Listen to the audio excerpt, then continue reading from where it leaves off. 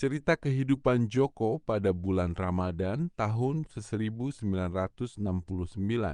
Tahun 1969, di Karangmenjangan 41, tepat pada hari ke-10 bulan Ramadan, langit mulai mengeluarkan gerimis yang pelan-pelan sejak sore hari. Anak bernama Joko yang baru saja menginjak usia 10 tahun berdiam diri di rumah yang terletak di antara dua sungai kecil. Saat hujan mulai mengericik atap genting bambu rumahnya, suara kodok yang bersahut-sahutan keluar dari semak-semak di sepanjang pinggir sungai. Bunyi kangkung-kangkung, mereka seolah menciptakan irama yang merdu, menyatu dengan getaran tetesan air hujan yang menggolek di atas daun-daun pepohonan di halaman belakang. Rumah Joko memang selalu penuh dengan suara alam setiap kali musim hujan tiba. Tetapi pada malam itu, suasana terasa lebih hangat karena aroma kayu bakar dari tungku dapur dan suara mesin jahit yang berdenyut pelan dari ruang tengah rumah.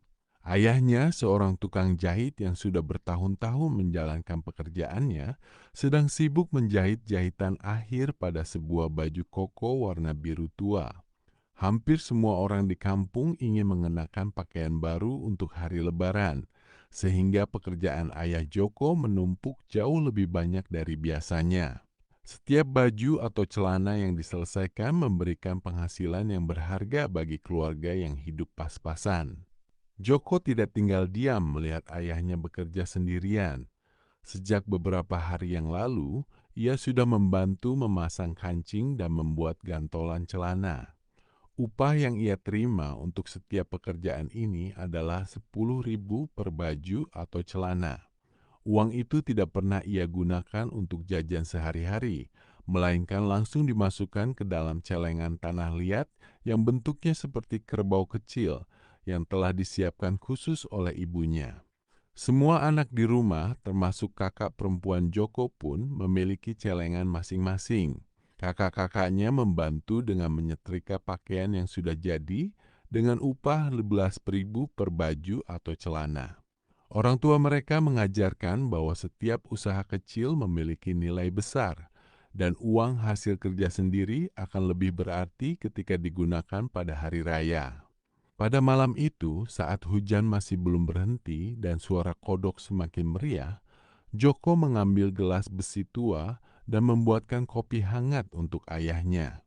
Kopi yang dibuat dengan biji kopi yang digiling sendiri rasanya pahit namun harum, cocok untuk membuat tubuh tetap hangat dan tidak mudah ngantuk saat bekerja larut malam. Terima kasih nak, ujar ayah Joko sambil menyentuh kepala Joko dengan tangan yang penuh dengan jahitan kecil akibat sering menjahit. Suasana rumah terasa sangat bahagia meskipun ruangannya sempit dan alat kerja sangat sederhana. Semua anggota keluarga bekerja sama bahu-membahu sehingga pekerjaan yang banyak tidak terasa terlalu melelahkan. Setelah ayah Joko selesai melaksanakan sholat tarawih di musola dekat rumah sekitar pukul 8 malam, mereka kembali melanjutkan pekerjaan menjahit. Sambil bekerja, ayah Joko selalu menyalakan radio transistor kecil yang warnanya merah bata untuk mendengarkan tadarus Al-Quran yang disiarkan dari stasiun radio lokal. Suara pembaca Al-Quran yang merdu berselisih dengan suara kodok di luar dan tetesan hujan yang masih mengguyur atap. Hujan baru berhenti sekitar pukul 10 malam, tepat ketika terdengar suara ketukan kayu yang khas, teng teng teng teng, yang menandakan penjual tahu tek sedang lewat depan rumah. Ibu Joko segera keluar dan membeli satu piring tahu tek dengan biaya yang tidak terlalu mahal. Biasanya piring itu akan diberikan terlebih dahulu kepada ayah Joko sebagai tanda penghormatan, kemudian ibunya mengambil sebagian kecil dan sisanya dibagikan kepada semua anak yang telah membantu bekerja. Ibu Joko tidak pernah lupa menambahkan nasi putih hangat agar makanannya lebih kenyang. Itulah bagian dari rutinitas harian mereka selama bulan Ramadan, bekerja bersama, makan bersama dengan apa yang ada, dan selalu berbagi dengan yang lain. Untuk makan sahur, Ibu Joko selalu menyediakan masakan sederhana namun lezat. Biasanya ada nasi putih hangat dengan tahu goreng dan tempe goreng sebagai lauk utama. Kadang-kadang ia juga membuat sayuran seperti sayur asem dengan bahan-bahan yang bisa didapatkan dari kebun belakang rumah. Sayur bening dengan kol dan buncis, sayur lodeh dengan labu siam dan kacang panjang, atau sayur sop dengan potongan kentang dan wortel. Meskipun tidak banyak bumbu yang digunakan, setiap hidangan terasa nikmat karena dibuat dengan cinta dan disantap bersama keluarga yang rukun. Hari demi hari berlalu dan semakin dekat dengan hari Idul Fitri. Di kampung mereka ada kebiasaan yang selalu dilakukan setiap kali menjelang hari raya. Sekitar pukul 4 sore, bedug akan ditabuh bertalu-talu dari musola sebagai tanda bahwa setelah sholat maghrib nanti akan diadakan takbiran massal. Ayah Joko sendiri menjadi imam untuk sholat tarawih setiap malam di musola tersebut, sehingga ia selalu terlibat dalam menyusun acara-acara keagamaan di kampung. Pada malam hari yang ditentukan untuk takbiran, teman-teman Joko berkumpul di depan musola dengan membawa obor yang dibuat sendiri dari kayu bakar kecil yang dibalut dengan kain katun yang direndam minyak kelapa.